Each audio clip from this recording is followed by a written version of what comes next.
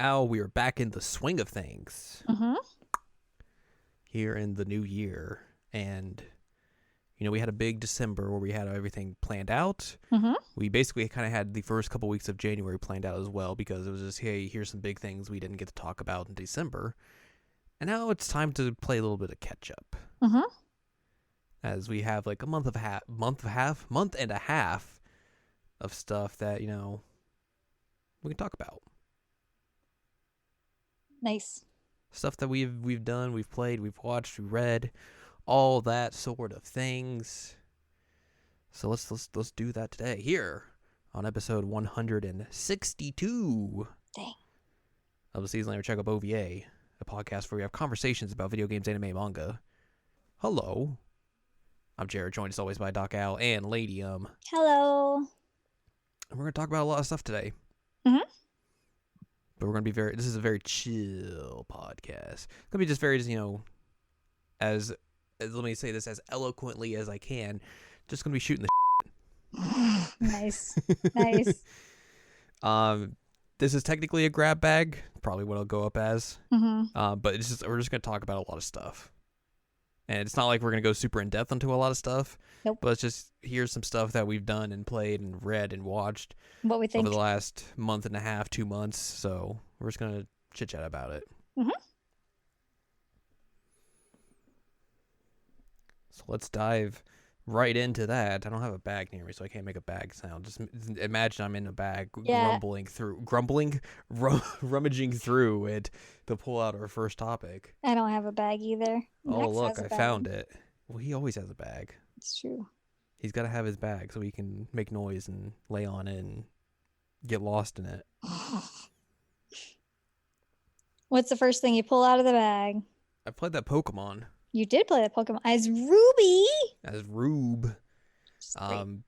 So for Christmas, I had some spare monies, and I was like, I'm going to buy the Pokemon, because, I don't know, that seems like all right. I bought Pokemon Shield. I did not buy the Sword version. I looked a little bit into, like, the differences between the two, and I was just like, sure, whatever. It's not that big of a deal to me. These games were very controversial when they came out.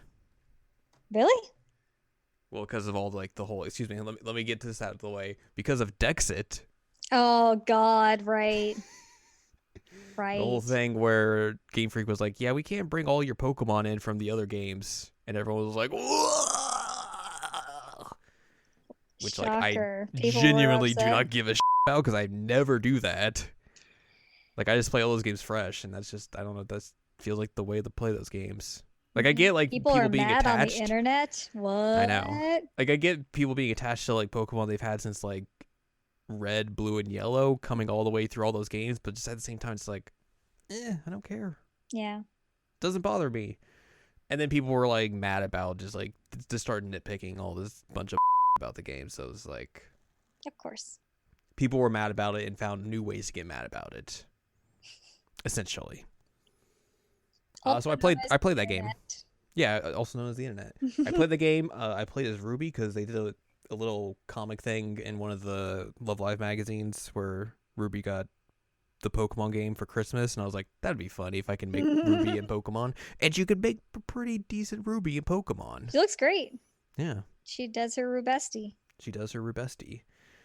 I would say this game's kind of weird in the aspect that, like, there's not really, like, a villainy force, like, driving throughout the game. Like, it comes, like, later in the game, but it kind of just, like, comes out of, like, nowhere, even though it's, like, pretty telegraphed and all that sort of stuff. So, like, there's no, like, the Team Rocket equivalent is just, like, hooligans who are just very adamant about, like, this one person from their region and just keep cheering for her.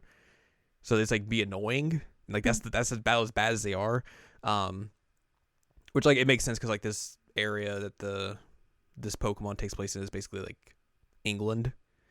So, like, all of the geography and everything is very, like, English looking and everything. All of, like, the big gym battles take place in football stadiums, essentially. Okay.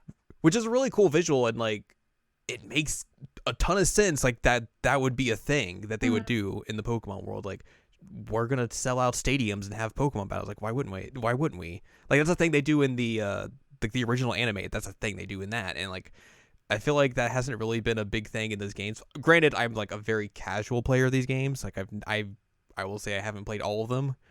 Um, but it's usually just like, hey, we're in this building, and here's this battle, whatever.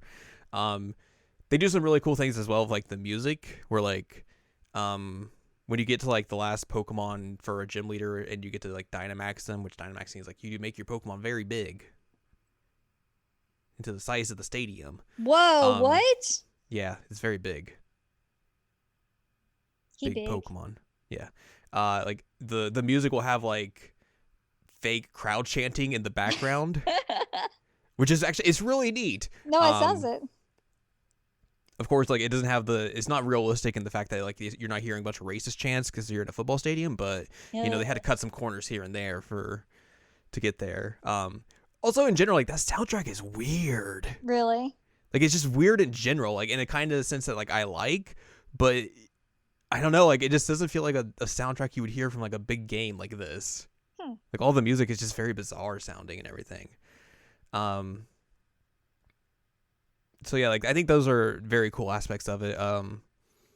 You technically have multiple rivals in the game because you have your childhood friend Hop, who is also a controversial figure in this game because people for whatever reason like find this character to be extremely annoying for whatever reason. Like he's and I would gladly argue like he is the best part about this game, and like because his character arc is incredibly fascinating. Because he's essentially like your main rival, but like he never turns evil. He's always like very much like positive mental attitude about everything, even though you're just like completely crushing him in every battle you go against him. And like his arc just goes in a fun way that I think is really good. And he's essentially like the deuteragonist of this game as well. So I don't know, people just apparently can't read into character arcs. I guess it's very hard. There's also a couple other characters you run to as well that kind of fit that rival portion as well, like the girl that the Team Rocket stand in, who are called Team Yell because they yell a lot. Woo. Like the trainer that they are very much rooting for, like you battle her a couple times, and then there's another person that is basically pushed forward by like I forget what, like the Pokemon chairman, and like he's kind of a jerk, but like halfway through the game they're like, oh, you're disqualified, so you don't get to do anything, and it's like they just shun him to like another spot entirely for like the rest of the game. So it's like okay. But yeah, there's some neat Pokemon. There's new ones. I really like the designs of the new ones. There's a lot of them. I probably would have picked the crying one, honestly. I picked the crying one, and then also I got all the other two starters as well. Nice. Because I found ways to do that. Ba-ba-bum. Also, I got like I did a surprise trade, which a surprise trade is basically you literally pick a Pokemon of yours and you just send it to the internet, and someone will send you something back. Huh. And you have no idea what it is. Uh-oh. They've been doing this for like a few of the games now, so like this isn't a new thing. But like I got a Ditto for one, so like I was able to like I can make like any Pokemon I want. I can just make copies of them all. Mm-hmm. So I just made a bunch of the crying boy and just sent them to people. Nice. I was like, here you go. Here's a starter for you. Have fun. That's hilarious. I would say like the probably the negative things about this game is like the story is kind of half baked. Like the writing near the end isn't that great. And it's very just like generic in a sense, which I mean these are kids games, so like I'm not gonna like be too shocked that You're not expecting like intense, amazing writing. yeah, I'm not expecting the absolute like best of the best, like which you can do in kids games. Like let's be fair, but You totally can. it's not the be all end all of writing. It's not Life is Strange 2. Yes, and also like I feel like some of the other Pokemon games have been better written, Mm-hmm. so that is the case as well. So like the big villain turn is very telegraphed and just kind of just like, well, now I'm just evil now. It's just like, okay, cool, whatever. Yeah. And then like the post credits little bit of story that they have is very weird as well. It's just like, here's these two new characters that come in. They're just gonna be jerks. they're just gonna discredit this one person who wrote this book about it, and they're like, no, you're wrong. So yeah, all that happens, and then you fight him and be like, hey, you suck. And Ruby does her brew bestie. It's true. Gumba Ruby. Goodbye, Ruby. So yeah, like the game's fine. Like, I think it could have been better written, but like as a whole, like it's all right. It's okay. I don't regret buying it. That's good. I had an at all least. right time with it.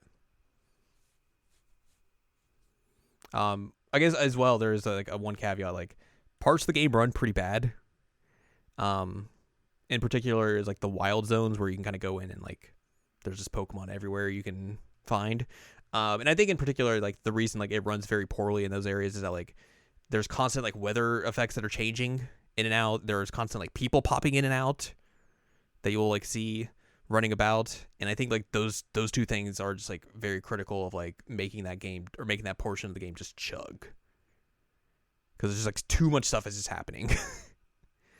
So yeah, like that could easily be improved, and like you would hope eventually they would, maybe with like that expansion pass they're doing, which also people got mad about because Yeah. I don't know, they wanted to spend $60 on the same version of the game but with a little bit more stuff instead of $30. I don't know. No, People thank you. Dumb. That's true. People are dumb. But yeah, that's the Pokemons. Pokemon. It's in stores now. In case you were not aware. I don't know why that made me laugh so much. All right, you want to talk about something? Yeah. I guess the longest thing that I have to talk about is that I watched the Trails in the Sky OVA. Legend of Heroes Trails in the Sky. For clarification, when I watched this, I had not played the game at all. I've only played a little bit of the game now. I would recommend playing the game before you watch this, because I had no idea what was happening in a lot of instances. I'm like, who is that person? What is happening? It is technically an OVA of like what, 40 to 50, an RPG sized game. So yeah. So there was a lot of me just being very, very confused. I will say the art's really nice.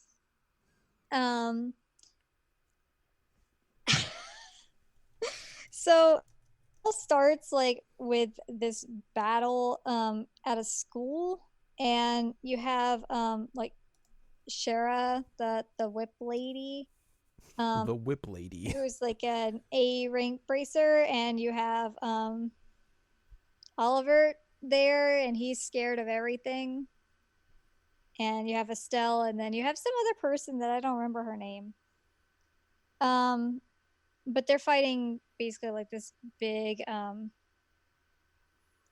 forget what they're actually referred to in lore as, but like one of the knights, not the mech knights, but like one of the other knights that just show up every once in a while. So I didn't know this, but I bet I understand now why this is confusing to you. Okay. Because this is an adaptation of the second game. Hilarious. Yeah, it is very, very confusing. That would be why. Yep. But there were a few characters that I was like, oh hey, I know who you are. Like right. This fight is essentially with that knight thing, and like Blue Blanc, the like, what does he refer to himself as?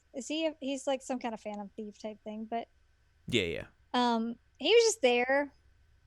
And I'm like, oh, hi, I know you. You're a thing. You're a thing. And so like that fight happens, and I mean it goes fine, I guess. They sort of win, but Estelle like also she gets yelled at for like jumping in ahead of things. There's also a scene that like is a flashback of Estelle getting like smooched by Joshua, but then like he had apparently drugged her so that she would just like pass out and he could leave. Which I was like, okay. So then you find out like, oh, he's been looking or she's been looking for him this whole time. And I'm like, all right, I don't know what's happening here, but this is fine. Then we meet Tita, Mm-hmm. and Tita like meets this girl with an ice cream, and like we're friends now. And her and Estelle like have to buy another ice cream because they drop hers on the ground. Everyone Um, loves ice cream in this universe. it's true. Um, the whip lady Shara and how are we gonna pronounce his name? Agate, Yeah, a gate. He's a Agate. gate. He's part of the group. Um, and they go to like this hot spring area, Mm-hmm. which I showed you clips from this. Mm-hmm. Um, I will say this is the first time I've ever seen like a hot springs event in any anime that like they actually sexualize the dudes too. Uh, you don't normally see that, but the whole event even starts with like Oliver just like standing up in the hot spring. You like pan up his like ripped body that's super naked, and like I that water is low. That water is really low. I'm like, buddy, you should have something showing there. Um, but him and Agate are hanging out in the hot spring naked, just talking to each other, and then like As you do. you know, the girls are also chatting, and it's like Tita and Shara and Estelle, and there's somebody else there, but I don't remember who it is. Um, and like they tease Tita about the whole thing with a gate, and I'm like, oh, please don't. She's like a small child. She's like 8. It's really weird. Mm-hmm. Um, and there's like an earthquake at one point, and Oliver comes running in, and then hey, guess what happens to him? It's the thing that always happens in these whenever a guy runs into the women's section. They get beat up. He got bonked with a bunch of those things. But I mean, in their defense, he did just like run in their dong out. Like he didn't even like put on a towel. Usually they put on towels when they do this, but he just like, nope, I gotta go save the day. Um, so that happens. And so they're supposed to go investigate this like underground thingy. I don't know what it is, but they're taking Tita because she apparently knows a lot about this. And they end up getting into a fight with like somebody who reminds me of like the Turks from Final Fantasy VII.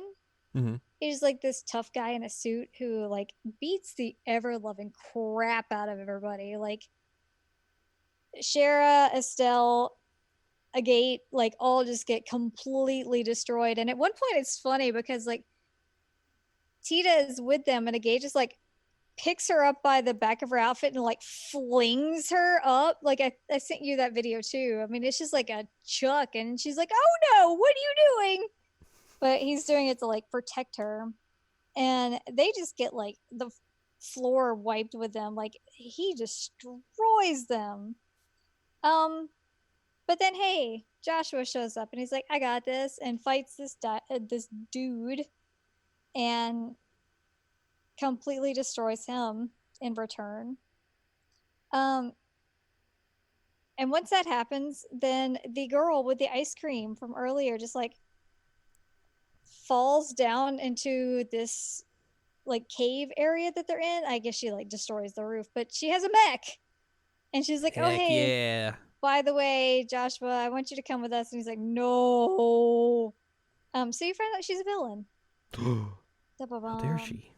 I know. So then you get like episode 2 technically. I it just played like a movie for me. Mm-hmm. Um, but then this is also a thing of like, hey, we still have Estelle looking for Joshua. Um, and at one point there's like a I don't know exactly what it is, but there's this place where they're keeping like the airship type things, and like Joshua and some like sky bandits go in there. Um and you're introduced to Campanella, who we also know. Mm-hmm. And Campanella, interestingly enough, in the Japanese dub, is voiced by a woman. Um, but like very blatantly voiced by a woman. Usually, like they have some kind of like masculine like tilt to their voice, but this is just clearly like, oh, that's a woman. So that's interesting. Um, and they're on like essentially one of those like airships that's kind of like the Courageous, but this one's called the Glorious. Um, it, this episode's really weird because it feels like it like pops around a lot, which again, I have no idea what's happening. I have zero idea what's happening. But But it's basically what you would expect from, yeah, oh, hello. Um, considering it's only 2 OVA episodes and they have to cram an entire game's worth of content into both of those. like there's one part where they're in like this misty foresty area, and then like everybody just passes out but Shara. And then there's this conversation with this lady who like turns out to be like her sister or something. And Estelle is trying to like deal with feelings about her mom in this dream world, and eventually like pops out of it, and the lady's like, whoa, thanks. The lady is eventually like, oh hey, how were you able to get out of that? She's like, I don't know, I'm here, hello, do you want to fight? And I'm like, Estelle, what? um so that's also a thing. And at one point Estelle gets kidnapped, and she's taken into like this prisony area, but also like maybe an airship, I can't really tell, by the little girl with the mech. And essentially she's like mad because Estelle cares about Joshua, and this girl's like, but I care about Joshua, and also I want him to come back to us. And Estelle's like, what do And I have a you mech. right? She's like, what do you mean you want him to come back? And then like this dude that's he's Leonhard, and we know a little bit about him from 3, but like I don't know anything about him really other than he existed. Mm-hmm. Um he's like, oh, by the way, you want to know about Joshua? Because here's about Joshua. And like, hey, you know about that town that like got completely wiped out? Here's some information about that. Here's his backstory. Here's this info dump. Yeah, essentially that's what it is. It's like they're just standing there. She's got her weapon out, like they're on this like platform bridge thing, and she's got her weapon out. He's just like, by the way, do you want to know all about this dude that you like care about? Because here's this information about him. Like he's actually kind of a demon. And she's like, nope, no, I don't believe that. I don't believe that at all. He's fine. Um, and then like at one point she is freed from this section again, and then like it basically ends with her vowing to continue looking for Joshua. Mm. And I'm like, what did I just watch? I have no Good idea what's question. happening. Like, even though I watched it and like feel like I should have gathered information from it, I still am like, Well, nope. maybe when you play the second game, all this will tie together and you'll be like, oh. That's what I'm thinking. Like, I'm in chapter 1 The first the game. first game right now, and I'm actually really enjoying it. Um, to the surprise of no one. But yeah, maybe this will make a lot more sense once I've actually like played the relevant material. Yeah. Who knows? Um, someone in my Final Fantasy 14 guild, we were talking about trail stuff, Mm-hmm. and they described each iteration of the game. So like he's like, Trails in the Sky is a love story, the Crossbell games are crime drama, and then Cold Steel is Persona. Okay, I could see that. So. Well, I'm excited that I'm in the love story right now. Mm-hmm. Um, which speaking of, I just want to say that we did our like Sony things today. That's like how many games did you play and what'd you play and all that jazz. Yes. So I guess for context, if you were unaware, similar to what Nintendo did earlier, or I guess late last year, they there's a thing you can go to and it gives you like a breakdown of like here's the games you played, how many hours you put into them, how many trophies you got, all that sort of stuff. It's just like kind of like a data breakdown of your year playing PlayStation games. My top three are Trails of Cold Steel 1, 2, and 3. It's really good. Yep, like Trails of Cold Steel 3 is number one. Actually, it's just reverse order. Like Mm-hmm. 3, 2, 1 are 1, 2, and 3. Yep. It's hilarious. I put like 186 hours, which I had said 180, so it's a little bit off on my playtime, which is a little embarrassing. It's close. The second one I'd put 84 hours into, and then the first one I put 51 hours into, and it's like these are your top games. I'm like, not surprised in the least. That's not shock.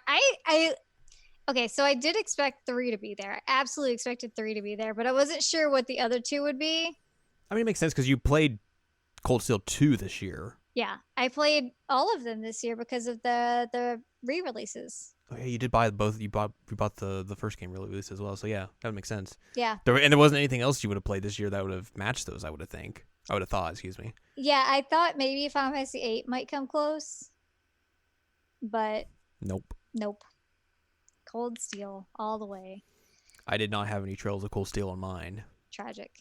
I just had 481 hours of Final Fantasy 14. That's hilarious. Which is funny because like it'll also tell you like here's the online game you've played the most, but they don't count Final Fantasy 14 as an online game. Yeah, because I think it's because it doesn't require PlayStation Plus. Oh, okay. So like it doesn't tick that box, so like it doesn't get counted. So it's like you had like 1,700 hours in single player games. I'm like, no, that's not right. And there was also like the longest game you played online was Resident Evil 5, and I was like, ugh, That was the same for me. Gross. Which, we were in that together, so there's that. I just thought it was funny that all of mine were Cold Steel.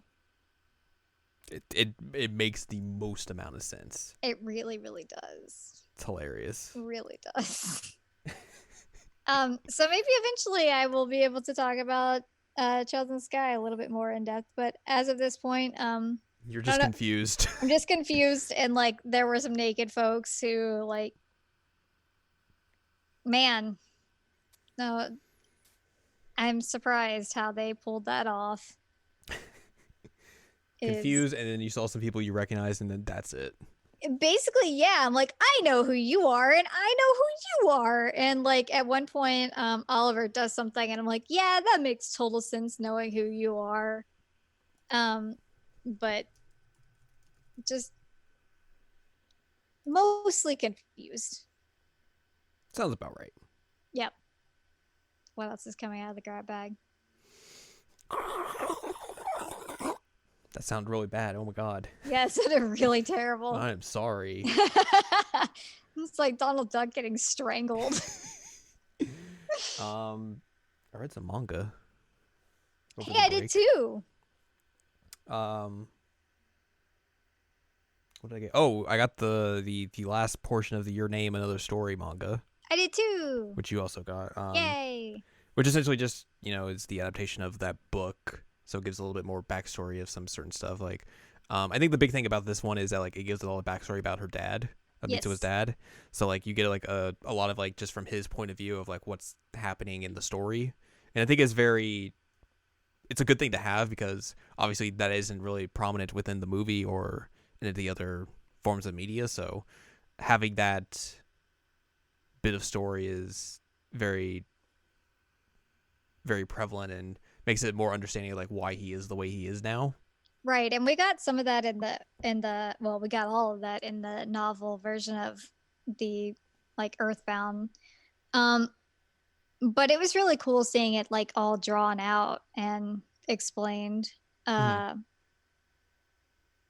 Because he does kind of come off as like one-dimensional in the movie, and so this gives him a little bit more like depth and explanation of like why he became who he became. Right. Also, there is a sweet scene of Mitsuo being Michael Jackson. Yep, that is true. Yep. I was like, oh well, all right. She did Michael Jackson dances. Well, she didn't, but her body did. Um, but it was really cool to see like their parents' story all played out, and like there was the um the other side story with like the little sister Hmm. and getting to like meet the ancestors basically. Right. So it's always nice to have like art and some kind of like visual to go along with these stories that were in the novelization version of Earthbound, and I really like that we got these two manga. Really, Hmm. uh, I also read that manga. Ah! Um, and I read is it Become You? You would know more than I would. I think that's what it's called. Um, yes, Become You. I read the first volume that came out September 10th, 2019. So relatively new. It is what Ichigo Takano. I'm gonna say that wrong. Anyway, same person who did Orange. Hmm. Um, this manga is really good. Like this is only volume one, and volume two is like supposed to come out later this year. But the fact that I could count like at least 3 times that I cried just reading this first volume, I was like, whew, not even pulling any emotional punches here. Like you are just going straight for my gut. Um, but it's really well done, and I do think the art is. I like the art of Orange, but I feel like the art has improved. Hmm. Like it's really really nice in this. Um, but you have 2 boys. That one is I don't know how to say his Tayu. I don't know. He's a high school musician, is what this says. But he's bad at it. He's not very good at playing music. He wants to play guitar and he wants to make people happy, and he's in like the light music club basically. But he's a third year, and so all the other dudes are like, "Yeah, dude, like we can't do this anymore. We gotta study. So bye." He's like, "But no, I want to start a band. You can't leave me." So then he decides, like, I'm gonna go on a quest to start a band with other people. And there is this kid in his class named Hikari, and he's like, "Hey, you play music, be in my band." Also, he gets his name wrong because he originally calls him Hikaru instead of Hikari. Hmm. And he's like, "No, that's not my name. Also, here's my full name. Do not call me by my first name. Do not call me by my given name. Call me by my family name." And he's like, "Okay, Hikari." And he's like, "What did I literally just say?" So he kind of comes across as like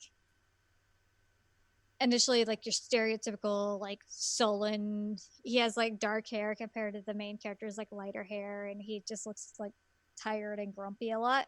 Hmm. And there are many, many scenes where like he's trying to hide out, and the other guy's like, "Hey, how are you? What are you doing?" And he's like, "Oh my god, I worked for 2 years to find this hiding spot, and you found it. What are we gonna do?" And then like another point, the main guy like brings this girl with him to the spot. And he's like, "Dude, this was my hiding spot. What are you doing?" And he brings this other guy that they call an acorn and into the spot too. So like it's like a recurring thing that he keeps bringing people into like this hidden spot that this dude feels like it's his like safe spot. He's like, "Why are you like this?" Um, but yeah, Ikari was a pianist. Whoa, language. I know, right? And at one point, he's like, "Dude, like you're really playing that guitar wrong. Like I give it to me, let me show you." And so he starts like trying to do the like finger guitar, and the main guy realizes like, oh, certain parts of his hands aren't moving properly. Like he can't move certain fingers. And he's like, I can't do it anymore. I can't do these things, but this is how you would do it.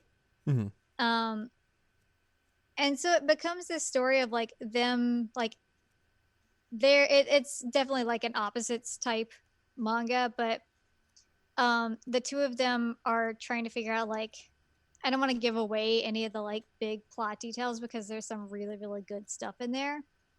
But essentially like they're trying to find inspiration between the two of them like for each other, um and creating this band and like making the most out of whatever he's going to make out of this third year band that he's creating. um so it's really really really good, and like I said, it's already really emotional, and it's only volume 1. So I don't know where we're going to go with this. It is insane. But I really enjoyed it, and I would very much recommend it for people, especially if you like orange. But even if you didn't, I think that it's different enough that it's like, oh, okay, you could try something. Maybe you'll like this one. Um, but it's definitely not gonna be a happy-go-lucky like manga. It's gonna be emotional. I can Mm-hmm. tell that straight away. So, that's that. People should read it. I've already pre-ordered volume 2, but it's gonna be a while. I forget like when it's currently slated to come out, but it's too long. I will say that because holy moly, I want it now. And it's like, no, you can't have it now. Right now it's saying December 15th, 2020. So hopefully it comes out before that. But it's a good start. Well, that is good to hear.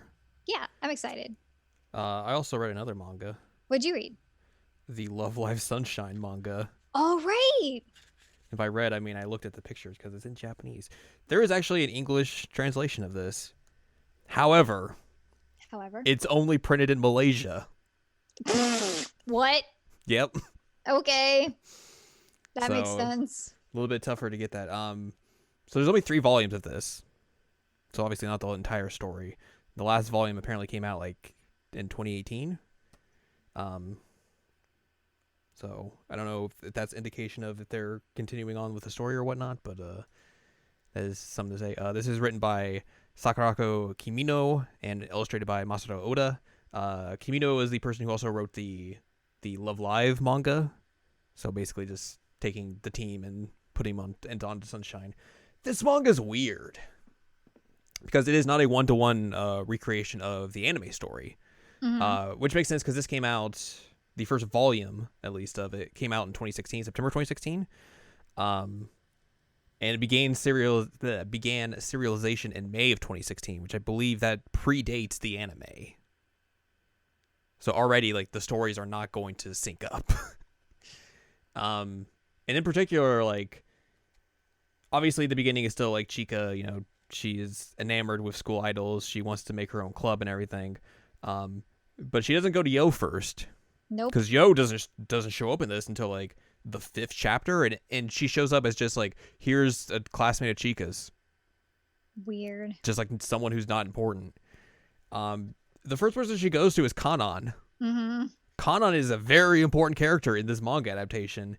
As she essentially is the second member of Aqua. Essentially, she's the person who basically encourages Chika to make the club and everything, and they are super buddy. She's not the villain in this one. No, not at all. Like the first real like plot point is obviously Chika trying to recruit Rico. Like that's still a thing. Mm-hmm. But like Rico's introduction is a little different. Like she meets Chika when she's like kind of like trying to get used to the town and everything, and she's dressed like a Tokyo girl. So it's a little bit different in that aspect. But then like she shows up at the school and everything, and obviously that kind of goes in a very similar direction. The rest of the characters also just show up in like just random frames and everything. Where like you see Yoshiko just like at one point just walking in the background. You see Hanamaru and Ruby at one point walking in the background. You first see Daya as she's giving announcements, like just very nonchalantly, and then Mari's just there. Just there. She's going to school. Casually. No big deal. Chica also tries to invite or get Daya to join the club, and Daya just turns her down. So there's no big drama point at that point. She also tries to get Yoshiko, and then Yoshiko turns her down. But then you get to see like a little bit of Yohane for like the very first time. And then Yo shows up a little bit in like the final chapter, but outside of that, it's not like she is a big prominent part of the story yet. That's so weird. It's very weird. Also, I think just in general, like, this is going to be very weird in the fact that, like, how do you make a manga adaptation of a show and a series, or just like a genre of idols in particular, where you don't hear music? Mm-hmm. So, like, how is that going to, like, affect the entire, like, the storytelling and everything? That'd be something I'd be very curious to see and everything, but obviously I don't read Japanese, so I don't know how much that would affect it. That's the thing. So like there's specific scenes in here like where you see Chika watching Muse performances, like specifically they showcase the first Muse performance, whereas the second year's like their first performance that they ever had. Mm-hmm. So like you see scenes of that, but like obviously like they don't even, as far as I'm aware, I don't think they don't even put like lyrics in here. It's just like them singing, but like there's no text bubbles of lyrics or whatever. There's also like an imagined scene of Chika where she thinks she's an idol and she's in the first single outfit. So that's like the only idol outfit you get to see in this volume at least. So which would make sense since that would have been out by the time of the manga coming out. So they could easily put that in there. But yeah, this thing's weird. Like I would be very curious to see like where exactly they would go with the story, because there's so many different little things in what would be that first season where obviously we are already on a completely different track. Like we talked about this, like where do you put third year drama in there? Do you have third year drama? Third year drama? Like how do you get everyone else to join up? It just seems like it's super super weird and intriguing. But yeah, the first two, there's, like I said, there's 3 volumes. The first 2 have English translations. There's one site I know of where you can get them, but the first volume sold out, so there's that.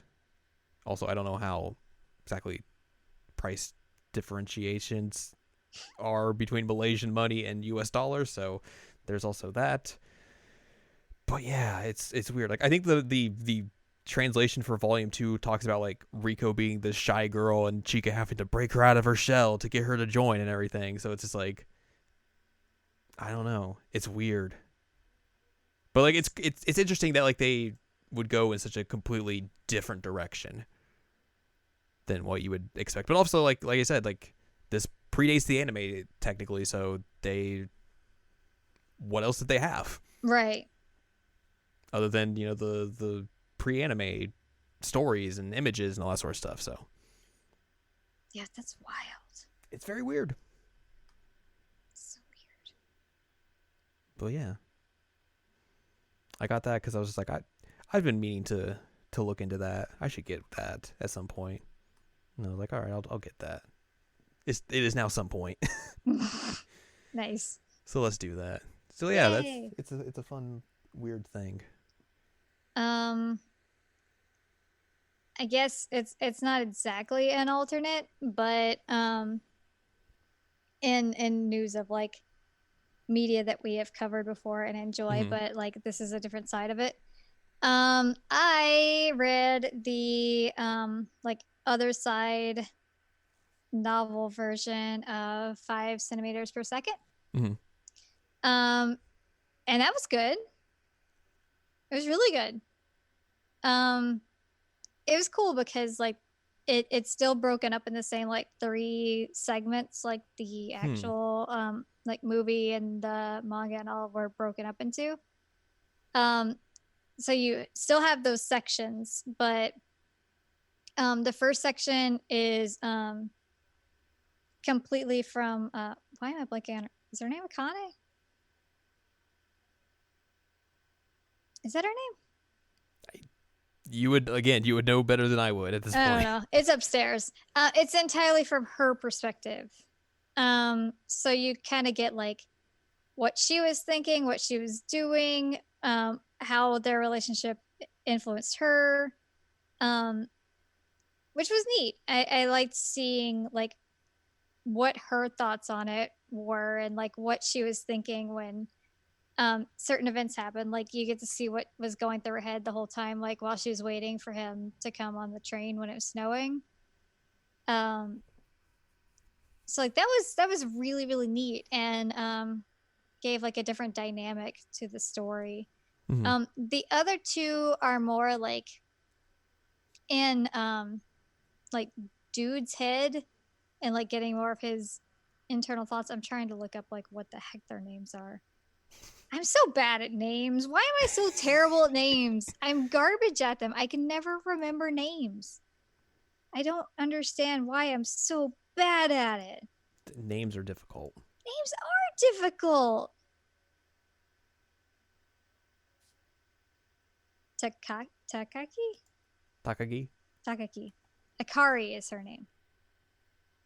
So it's close.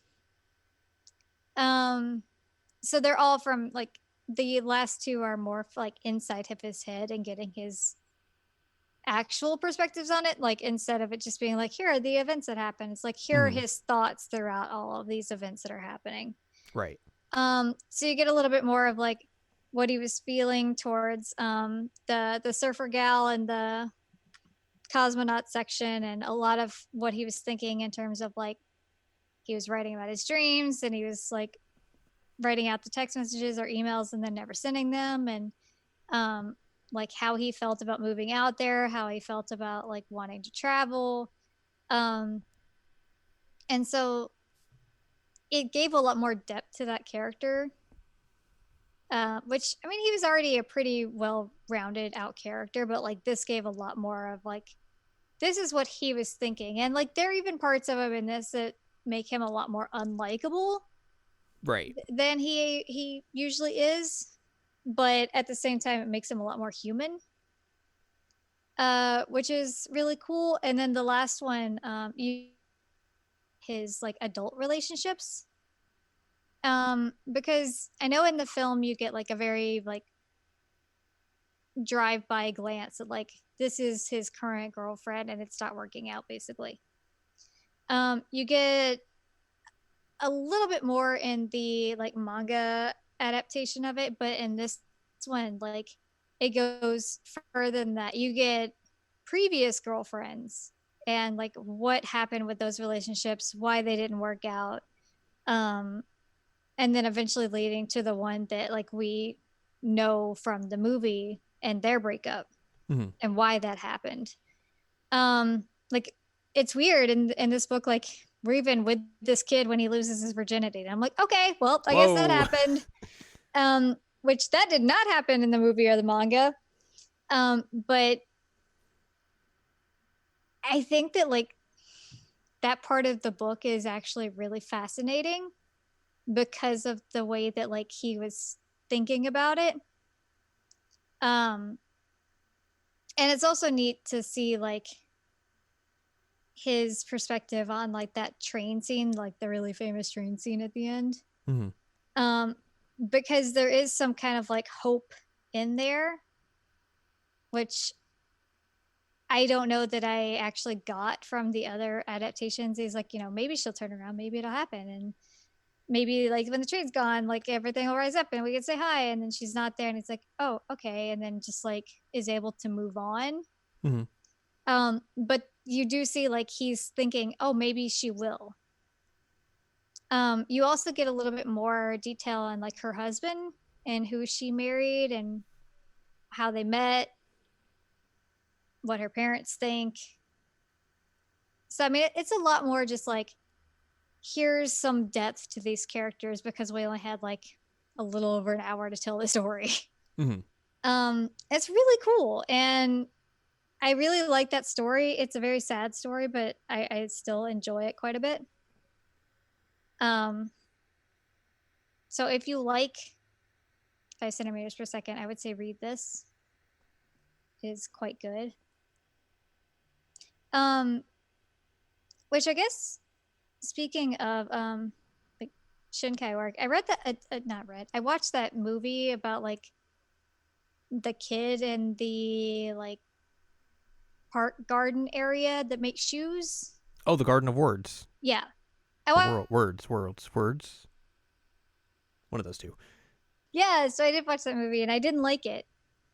I mean, I'm not surprised by that. Yeah, I did not like it. I don't know if you've watched it. I have watched it. Um, That was the first Shinkai film I watched. I think you probably know why I didn't like it. 100%. Like here, so obviously the weirdness of the teacher student relationship obviously is going to be very off putting. Mm-hmm. But as like a technical piece of art and everything, that film is gorgeous. Oh, it's beautiful. It's absolutely beautiful. But like That's the one redeeming thing about it. I agree. And so I watched it because it was like this art's really, really pretty. But yeah, the whole story, I'm like, ooh. Yeah, that's completely fair. Didn't Like I'm not like at all that. surprised by that. And also like there's like this really weird part where the kid is like super angry and kind of like emotionally abusive. Mm-hmm. And so that was a little triggering. Mm-hmm. But also it was just like a bizarre story. And so like I didn't like it, but you know, I don't have to like it. I don't have to like everything he does. It's the one film that like I like. It was like I said, it was the first film I watched because like I saw gifs of it and I was like, this is holy.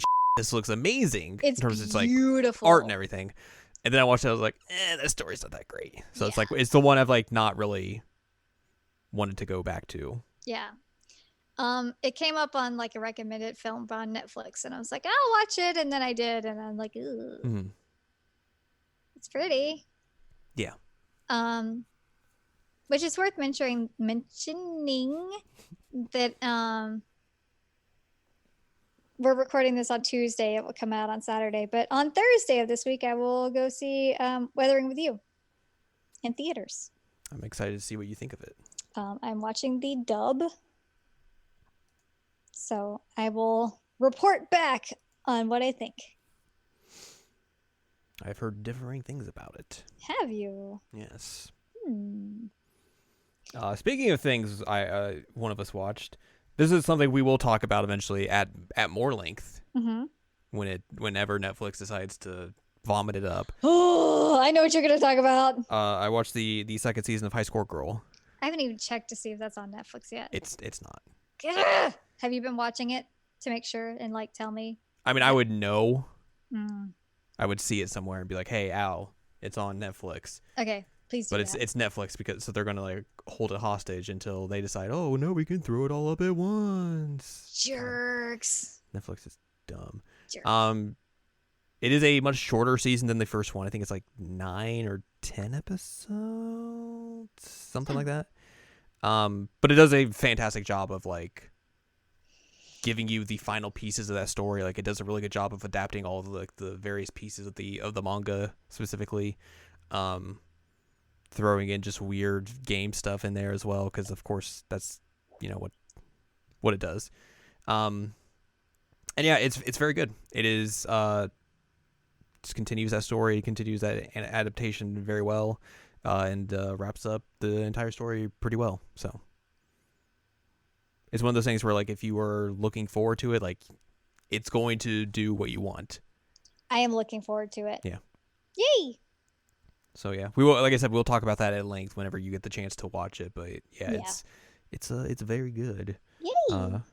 Also, there's a spin-off manga now in the works. Actually, it's now being published right now, based on High Score Girl. Really? It's set in the future, or maybe I think it's maybe the present, where the blonde girl Hidaka, she's a middle school teacher, and it's basically her story. Interesting. So I'm curious to see how that's gonna go. Yeah, that's interesting. But yeah, that adaptation's pretty good. So hopefully Netflix will decide to release it at some point. I'm assuming obviously they're dubbing it, so that's probably the one hiccup. Yeah. But still, like, you could Free at it, least like Netflix. put the Japanese dub out Free it, Netflix. instead of being like, well, you gotta wait because it's a Netflix original. This has never been seen anywhere else.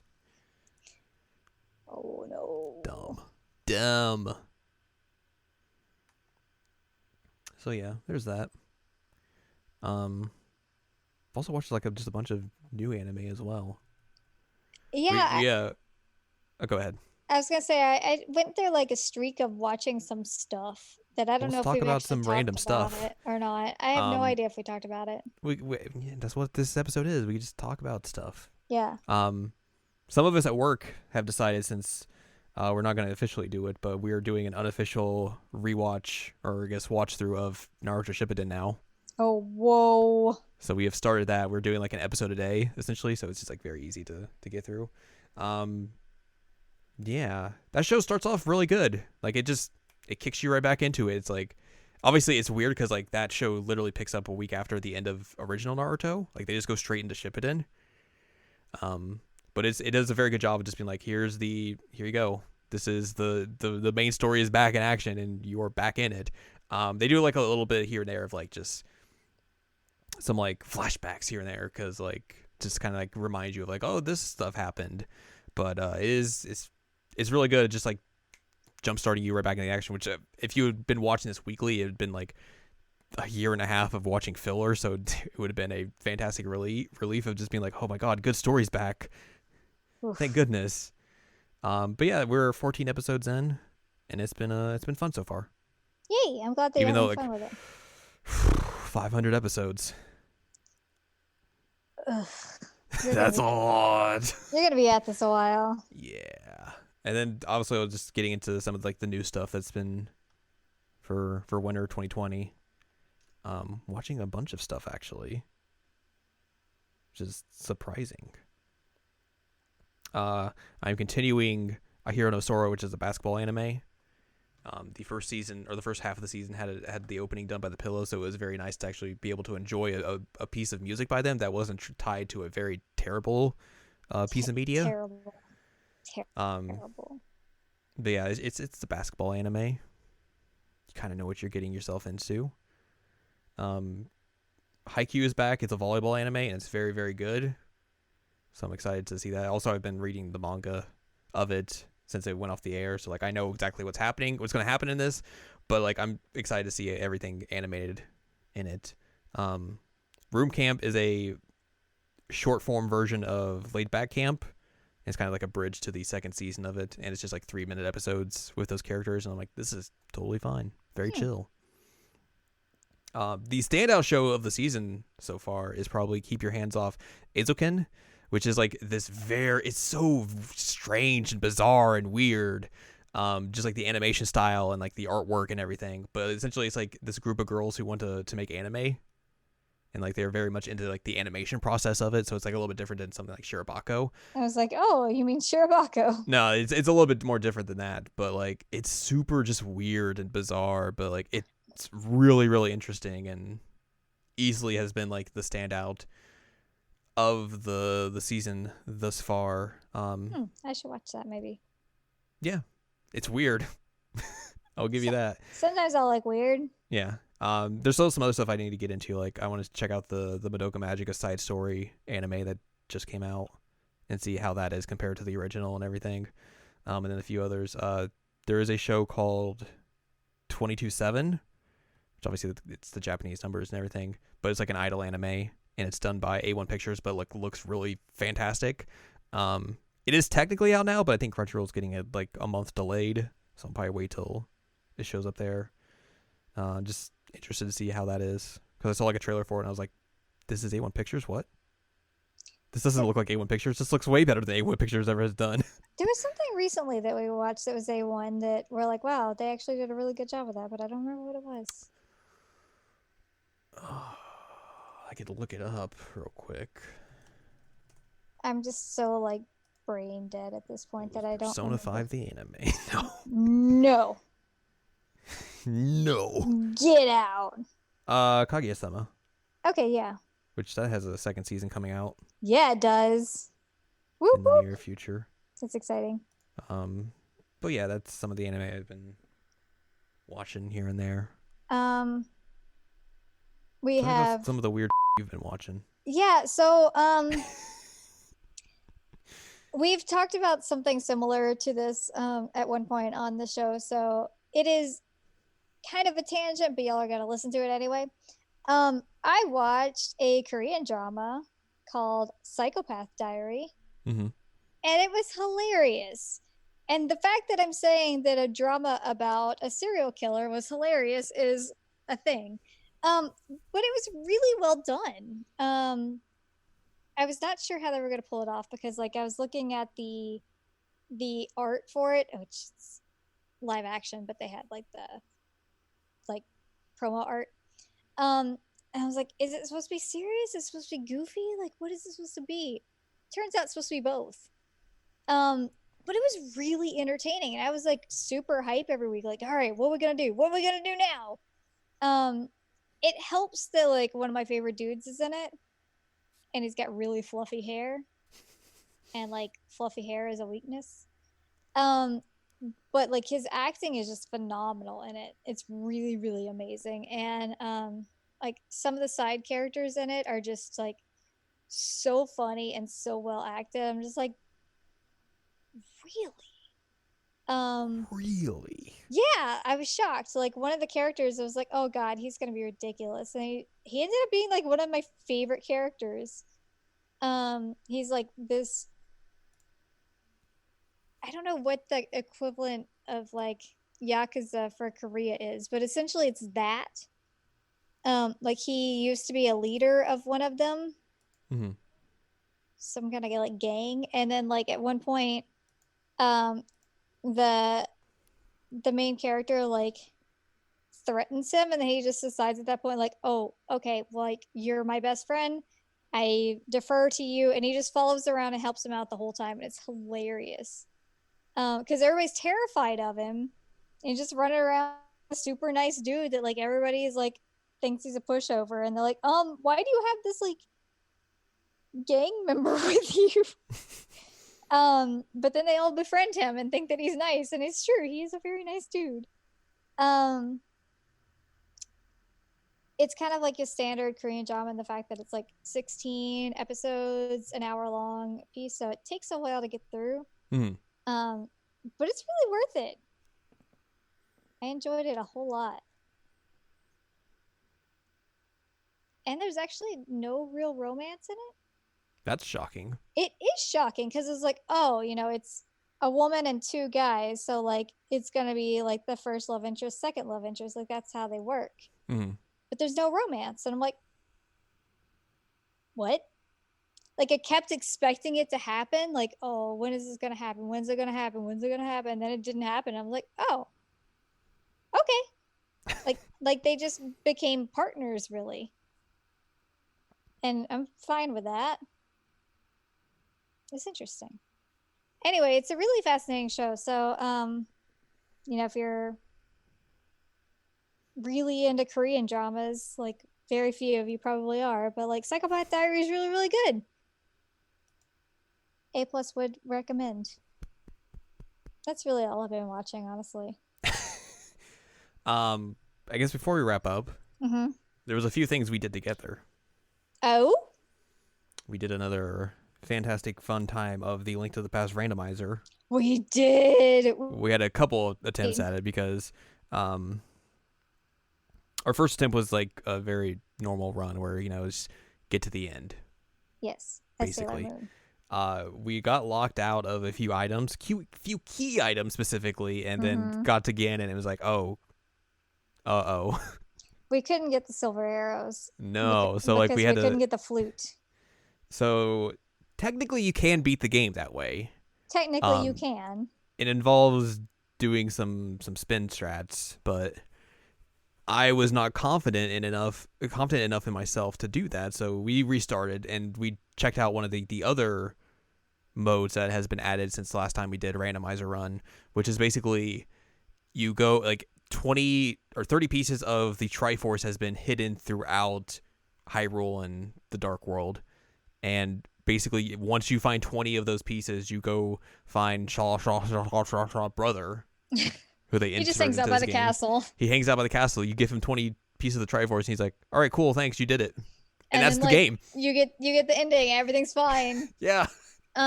Which this was really a case where like at least the first one we went primarily off my memory, and it worked pretty well, except for the fact that like we were missing some items. And we went a lot off of memory of the second one, but we also had that tracker. Mm-hmm. So that worked. But the good thing is with the Triforce ones is that it was a dang good thing that we found 20, because at that point you had like only the green tunic, and we were starting to have to like fight Dark World enemies and bosses. Yeah. And we're like, I was getting beat up. You were getting real beat up. So like you clutched out like the last two. You're like, hey, why don't you go here? And it was like, bah, bah, bah, bah. Like, all right. And then you're like, hey, why don't you go here? And that was the last one. It's like, all right, we did it. Yay! Because we did a majority of it like one night, and then I believe you went home for the holidays, and then when you came back, we finished it, and it took us like 15 minutes, if that. Yeah, it was really, really funny. Because when you were like, I'm surprised you kept the tracker up the whole time you were at home. I'm like, yep, I did. But also, yeah, we just got back. I was like, hey, check here. And then, hey, check here. All right, we're done, I guess. Yay. Hyrule saved. It was funny. We were Phoenix, right? So take that. It was fun. It was really fun. We saved the bee. We did save a bee. But no. A good bee. I think we only saved like 2 of the maidens. Yeah, we didn't need to. We didn't need to. They're fine. No, Ganon doesn't show up. We had the bee. So yeah, I like how like there's just like new and weird ways to do randomizer now that have popped up within the last year since we've done it.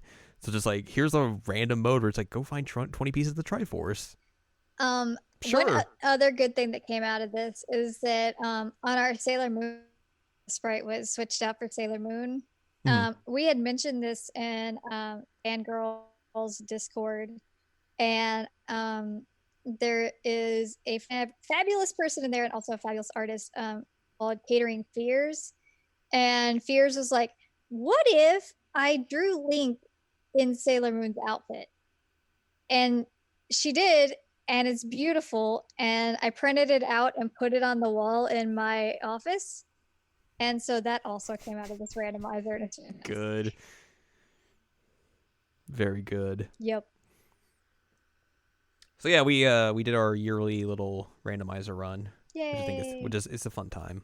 Super fun. Also, we started playing Portal co-op. We did. We did that on New Year's Eve. Yeah, so like that was a interesting thing because you've played through Portal and the main story and all that jazz. And co-op. I've played a little bit of the co-op, and that was basically it. I think I played a little bit of the story, but not really a lot. You need to play the story. So we played through a good handful of the co-op puzzles, and that was fun. It was really fun. Difficult, but fun. Yeah, Maxwell at one point decided to jump on the desk, and I'm like, what are you doing? He's not used to me like actually sitting at a desk and playing things. He's like, what are you doing? Yeah, you don't game on your laptop. What are you talking about? Weird. And I will say that it's a little difficult at times to play Portal 2 with a trackpad, but it worked out pretty well. And also figure out how in the heck you're going to make voice chat happen. Yeah, that was also an issue. Yeah, but it was really fun to play that co-op. It's been a while since I played it, and I really enjoyed it. Yeah, that was a fun time. And I got to be the tall robot. You did. I was a short one, so it was very weird. We got to feel inverse of what we actually are. It was great. We high-fived a lot. We did. I think that's basically it. There'll probably be something afterwards I'll be like, oh, I should have talked about this or this. But in the moment, I don't know. I played a lot of Final Fantasy 14. That's about all I've been doing. I got a weird shirtless card in Mr. Love. You got a lot of that I got so much and like green stubble that green stubble. I don't understand what that's about. And there was something else that was very odd about that card. And like what she said. There was also a part where she's like, you know, compared to his regular self, like he is oozing sex appeal. And I'm like, what? Okay. Is he? He's shaving without a shirt in his giant PJs. But that said, my birthday was this past week. Yay. And Yay. It was wild to have Ben Diskin, Sean Chiplock, and whoever plays Kurt Vander like call me for my birthday and sing happy birthday to me. That was pretty cool. The other guy did too, but I don't like him. He wants to murder me.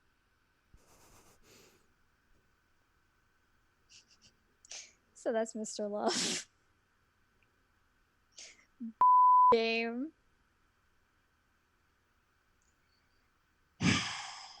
You love it. Do I? Do I love it?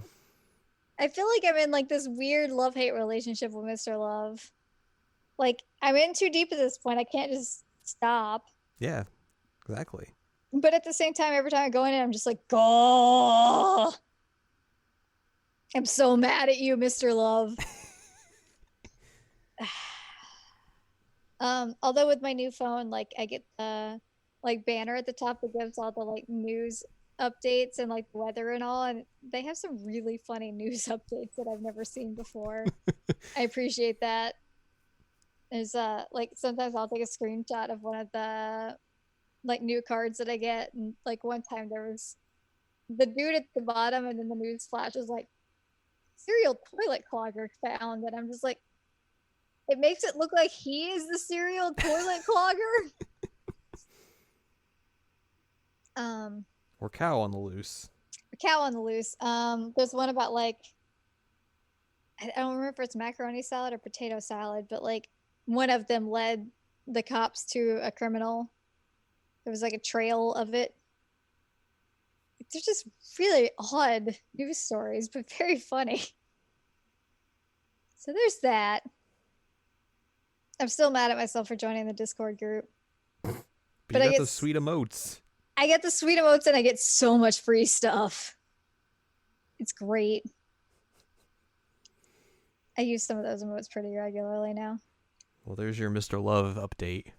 It's still a nightmare of a game. And yet here we are. I'm still playing it. Here we are.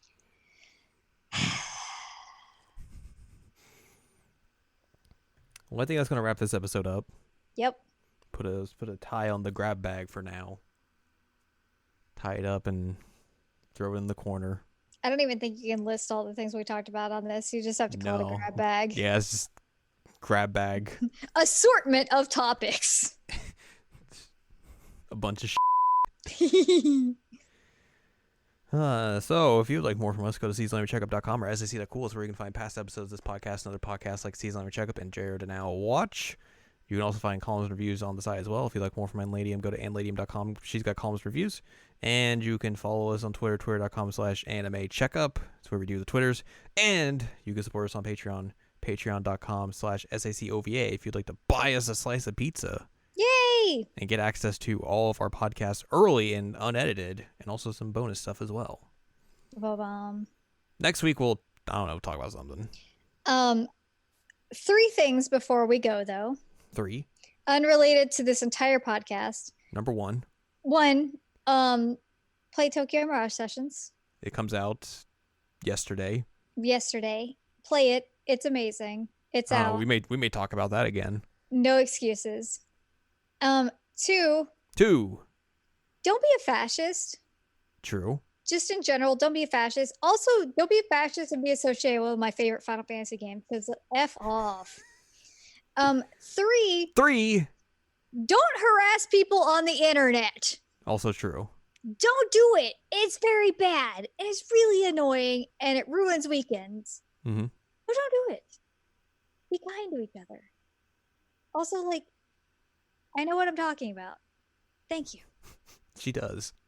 Can confirm. Surprisingly enough, like, imagine that doing like 7 years of research on a topic will actually have you like know what you're talking about. But who am I to say anything about this? It's not like I have a PhD in it or anything. Be kind on the internet, my dudes. Exactly. Those are my 3 pieces of advice for this podcast. Al's 3 pieces of advice, sponsored by. I don't know what it's sponsored by. I don't know. Naps? Sponsored by Naps. Perfect. Naps and pasta. So yeah, that's it for this week. We'll talk about something next week. I don't know. We'll figure it out. I'll spend tomorrow playing Tokyo Mirage Sessions on my birthday. Happy birthday, Jared! Yay! Yay! What a good gift. What a good birthday gift. Play that game. It's true. Play it. Mm-hmm.